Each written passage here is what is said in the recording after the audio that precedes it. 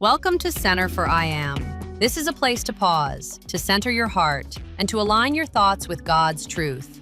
Each week we gather to renew the mind, strengthen faith, and speak life through the power of I Am, not as positive thinking, but as spiritual alignment. Because when you know who you are in God, you live, speak, and move with purpose.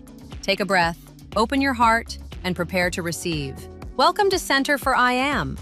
Thank you so much for joining me for How to Be Happy Though Married. Now let's move into lesson 2. And lesson 2 is this: the heart of the problem. The heart of the problem. Now, when we say the heart of a tree, of course, we're talking about the core of a tree. If we say the heart of a matter, we're talking about the core of the matter. We're talking about going deeper. So the heart is the problem in marriage. Cheers. Now, why do you say the heart is the problem? Because Jesus did, and the Bible does. Now, remember, we're sharing biblical principles, and I'm doing my best not to come across as a highfalutin, beat-em-up, self-righteous preacher. That's not what we're doing here. But I do want to let you know that the foundation for this course is a book called the Bible. Do you know that many businesses are built on biblical principles, even though they're not Christians, and they're succeeding because the principles work? And that's the way this is. Now, thank God for Jesus and accepting him. I'm not anti-Christ, of course. But I'm saying if you'll take these principles and get the core truths and put them into your life, they will work. Now, let's talk about the heart.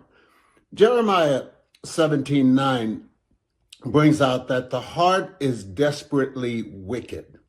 So what God is saying is the heart is the problem when the heart is not right. Mark chapter 7, Jesus talks about out of the heart comes covetousness, which is greediness, stinginess, and selfishness, basically. Adultery, evil thoughts, and all these things. So the core truth is that the greatest problem in marriage is the heart, not the spouse. See, you think your spouse is your greatest problem, when really your heart is your greatest problem. So you got to go to work on your heart, and that's what we do over these 8 lessons and the workshops. It is a gradual, the Greek calls it metamorphosis, through the renewing of your mind. Here are some thoughts. Sin expresses itself through words, tone, and reactions. Sin means to miss the mark. Selfish desires distort communication. Now we're going to move into talking more and more about communication, but one of the biggest problems with communication is selfishness. Each person is responsible before God. Each person in the marriage is responsible for God. You are responsible for your heart. Say after me, I am responsible for my heart. So the question is, what's in your heart? What's in your heart about your marriage? What's in your heart about your wife? What's in your heart about your spouse, your husband? What's in your heart about your children? What's in your heart about God? Because except the Lord build the house, they're working in vain. Now let's do what I call a heart inventory. When conflict arises, I want you to check this list out. In fact, this is a list you could use to check yourself out. Now, this is a workshop, Bernie Small's style, and I know I mostly share from the heart, but we want to make this a workshop so you can apply what you're learning. The difference between this and just marriage teaching is this is training. And there's a subtle but powerful difference between training and teaching.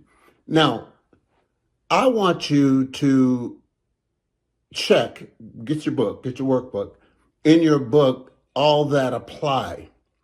It says, when conflict arises, I usually respond by and check the ones that apply. And of course, this is the second lesson, which we're on. This is, let's double check here. Lesson 2. All right? Because I'm not here to entertain you. I'm here to help you. Okay, when conflict arises, let's just go through these. I usually respond by anger, withdrawal, defensiveness, control. Gotta get control here. Silence, justification. Now, I want you to pull out your notebook and write down why. Why do you respond with anger when conflict arises? It could be you were raised in a home where there was a lot of anger. And I know some of you hear me, you think, man, you sure do beat up on ancestors. Leave them alone. They're dead. We're not beating up on your ancestors. But I tell you what, that family tree may have been full of nuts. Okay, we're talking about how to be happy, though, married. And if your mom and dad were not happy, you didn't get a model of a happy marriage when you were growing up. How many of you would honestly say you grew up in a family where they weren't happy? And maybe you saw a lot of anger displayed. See, as a child, your subconscious mind is trained. The subconscious is the mind below the mind. It is programmed to act on whatever it believes and affirms. And if, as a child, you liked the way your dad argued and shouted and screamed and threw stuff, and broke dishes, subconsciously, you may react that way to your spouse. So we're talking about how we respond to conflict, because conflict is going to happen. Welcome to breathing. Now, it's called life, and it's called Murphy's Law. Now, I don't claim negativity, but Murphy's Law says if anything can go wrong, it will. But again, don't go around claiming that. But in life, stuff happens, right? Some people say junk happens. And there's a bumper sticker with a stronger word. Blank happens. Okay. But don't go around claiming that. But for instance, something may happen to the bank account that your husband had nothing to do with. But when you look at it, the first thought you have is he's taken $5,000 out of our savings. Well, and you call him, why did you take that money out of the savings? And you start railing on him and chewing him out. And he says, honey, remember we discussed paying the house payment ahead 2 months because of changes in my employment. Oh, I'm sorry. Well, see, you responded with anger. Well, you need to remember that checklist of what responses you have: anger, withdrawal, defensiveness, control, silence, or justification. All right. Now, instead of blaming your spouse, a personal little workshop responsibility here is start saying, I need to confess maybe my missing of the mark. I need to confess my anger. I need to confess my bad attitude. And here's your homework. I want you to journal daily. Journal means to write down. And this is one of the things I learned at Christian Leadership University. They were heavy on journaling. The president of the college was heavy on journaling, meaning writing down your thoughts. So I want you to journal daily for the next 7 days. What did my words reveal about my heart today? So at the end of the day, get a piece of paper or get your device or whatever you use and write down the question, what did my heart reveal, or my words reveal about my heart today?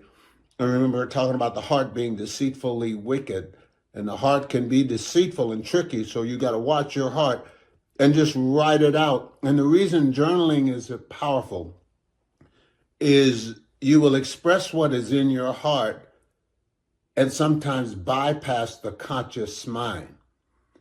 Meaning journaling draws out what is in your subconscious subconscious. Now, many people call it the unconscious. And like what one teacher said, there's no such thing as an unconscious mind. If you're unconscious, that means you're not conscious at all. But that's not a put down, nor is it a theoretical argument. I'm just saying the subconscious mind is where you are harboring the stuff that is not good for your marriage. And at this point, we want to help you to get it out. Now, remember, we're just getting started and we have concluded lesson 2.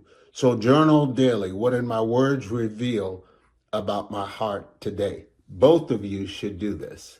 Have you ever thought, I love my spouse, but something still feels missing? You're married, you're committed, you're doing your best, but maybe communication feels strained. Maybe intimacy isn't what it used to be, or maybe you just want peace, joy, and connection again, without feeling like something is wrong with you. That's exactly why I created Happy Though Married, a counseling and coaching experience designed to help married couples thrive, not just survive. When you join Happy Though Married, you receive one private 1-hour counseling and coaching session with me, focused entirely on your marriage and your needs. Communication, conflict, intimacy, trust, emotional connection, whatever area needs support, that's where we'll work. 8 powerful, on-demand video lessons that guide you step by step through healthy marriage principles you can apply immediately. And a beautiful, professionally designed training syllabus